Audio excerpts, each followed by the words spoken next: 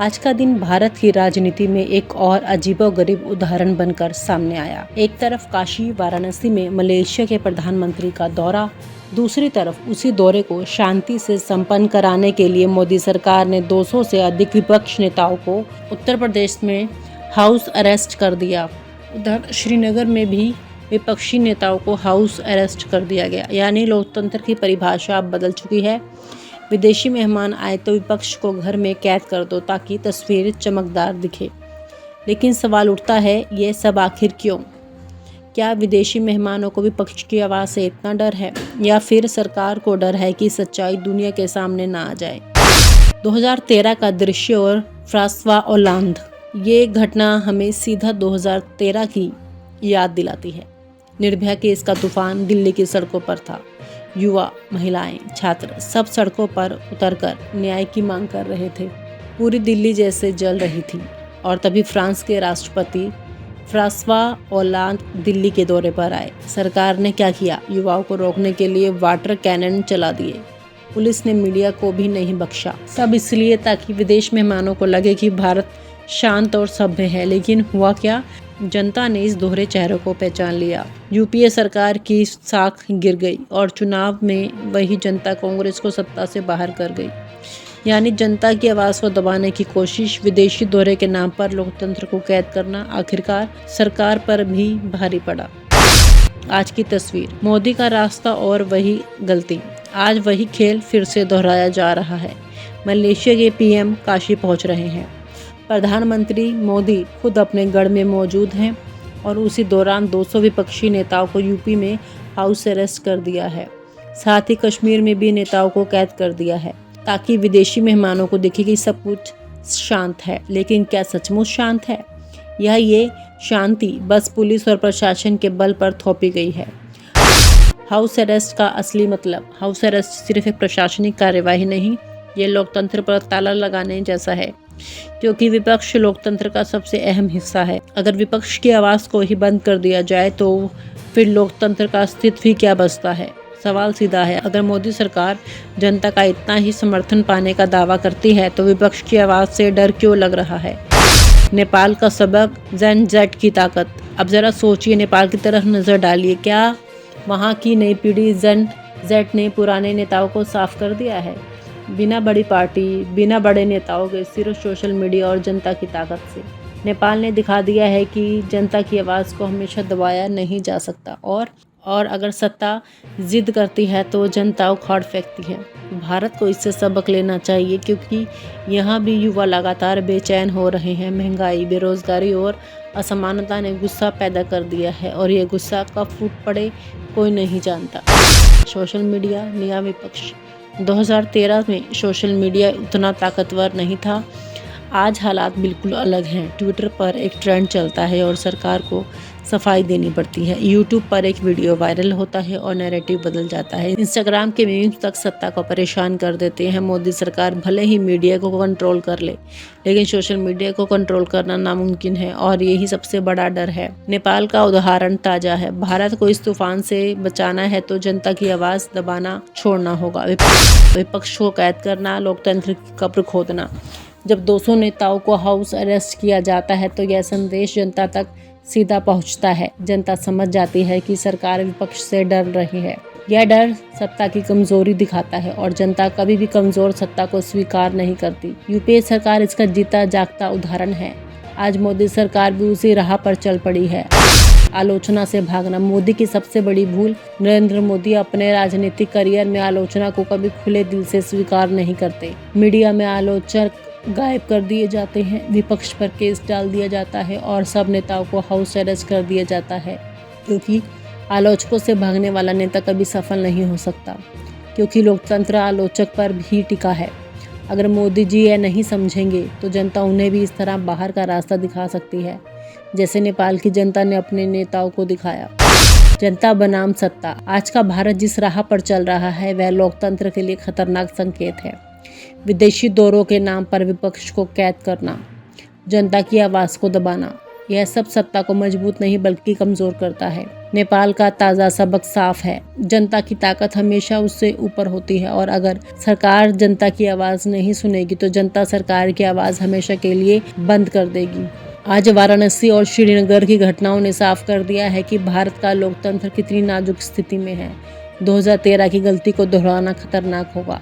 तब कांग्रेस गिरी थी, आज अगर मोदी सरकार वही गलती करेगी तो इतिहास खुद को दोहराएगा। जनता की आवाज़ को कैद करने वाले एक दिन खुद जनता के फैसले से कैद हो जाते हैं, सत्ता के बाहर, इतिहास के हाशिए पर। आज का दिन भारत की राजनीति में एक और अजीबोगरीब उदाहरण बनकर सामने आया। एक तरफ काशी वाराणसी में मलेशिया के प्रधानमंत्री का दौरा, दूसरी तरफ उसी दौरे को शांति से संपन्न कराने के लिए मोदी सरकार ने 200 से अधिक विपक्ष नेताओं को उत्तर प्रदेश में हाउस अरेस्ट कर दिया। उधर श्रीनगर में भी विपक्षी नेताओं को हाउस अरेस्ट कर दिया गया। यानी लोकतंत्र की परिभाषा अब बदल चुकी है। विदेशी मेहमान आए तो विपक्ष को घर में कैद कर दो ताकि तस्वीर चमकदार दिखे। लेकिन सवाल उठता है, ये सब आखिर क्यों? क्या विदेशी मेहमानों को विपक्ष की आवाज़ से इतना डर है या फिर सरकार को डर है कि सच्चाई दुनिया के सामने ना आ जाए? 2013 का दृश्य और फ्रांसवा ओलांद, ये घटना हमें सीधा 2013 की याद दिलाती है। निर्भया केस का तूफान दिल्ली की सड़कों पर था। युवा, महिलाएं, छात्र सब सड़कों पर उतरकर न्याय की मांग कर रहे थे। पूरी दिल्ली जैसे जल रही थी और तभी फ्रांस के राष्ट्रपति फ्रांसवा ओलांद दिल्ली के दौरे पर आए। सरकार ने क्या किया? युवाओं को रोकने के लिए वाटर कैनन चला दिए।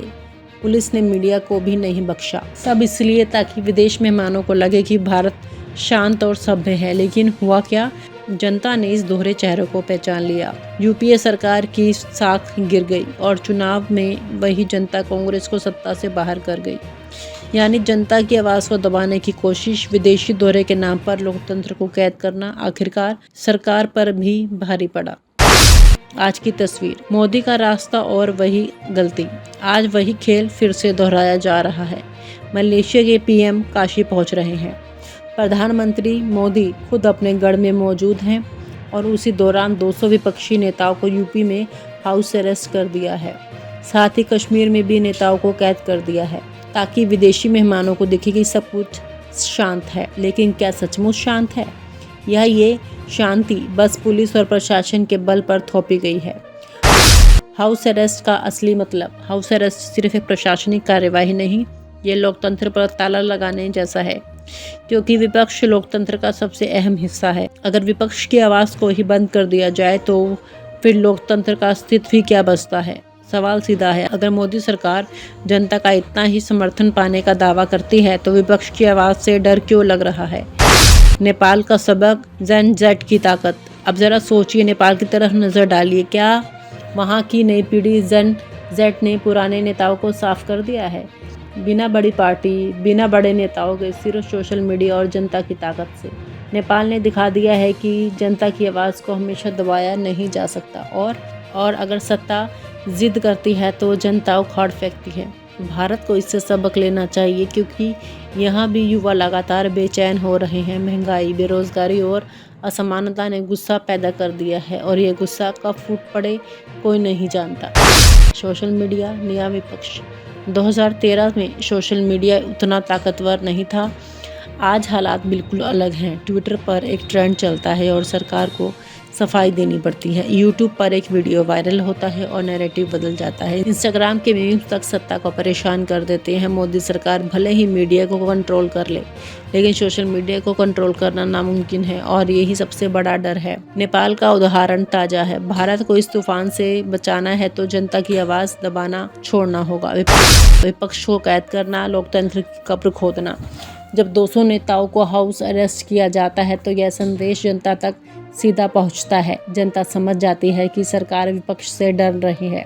यह डर सत्ता की कमजोरी दिखाता है और जनता कभी भी कमजोर सत्ता को स्वीकार नहीं करती। यूपीए सरकार इसका जीता जागता उदाहरण है। आज मोदी सरकार भी उसी राह पर चल पड़ी है। आलोचना से भागना। मोदी की सबसे बड़ी भूल, नरेंद्र मोदी अपने राजनीतिक करियर में आलोचना को कभी खुले दिल से स्वीकार नहीं करते। मीडिया में आलोचक गायब कर दिए जाते हैं, विपक्ष पर केस डाल दिया जाता है और सब नेताओं को हाउस अरेस्ट कर दिया जाता है, क्योंकि आलोचकों से भागने वाला नेता कभी सफल नहीं हो सकता, क्योंकि लोकतंत्र आलोचक पर भी टिका है। अगर मोदी जी यह नहीं समझेंगे तो जनता उन्हें भी इस तरह बाहर का रास्ता दिखा सकती है, जैसे नेपाल की जनता ने अपने नेताओं को दिखाया। जनता बनाम सत्ता। आज का भारत जिस राह पर चल रहा है वह लोकतंत्र के लिए खतरनाक संकेत है। विदेशी दौरों के नाम पर विपक्ष को कैद करना, जनता की आवाज को दबाना, यह सब सत्ता को मजबूत नहीं बल्कि कमजोर करता है। नेपाल का ताज़ा सबक साफ है, जनता की ताकत हमेशा उससे ऊपर होती है और अगर सरकार जनता की आवाज़ नहीं सुनेगी तो जनता सरकार की आवाज़ हमेशा के लिए बंद कर देगी। आज वाराणसी और श्रीनगर की घटनाओं ने साफ कर दिया है कि भारत का लोकतंत्र कितनी नाजुक स्थिति में है। 2013 की गलती को दोहराना खतरनाक होगा। तब कांग्रेस गिरी थी, आज अगर मोदी सरकार वही गलती करेगी तो इतिहास खुद को दोहराएगा। जनता की आवाज़ को कैद करने वाले एक दिन खुद जनता के फैसले से कैद हो जाते हैं, सत्ता के बाहर, इतिहास के हाशिए पर। और आप हमसे जुड़े रहने के लिए सब्सक्राइब करें YouTube पर, फॉलो करें Twitter पर और लाइक करें Facebook पर। और ज्यादा जानकारी के लिए आपको टाइप करना होगा सिर्फ न्यूज़ नशा।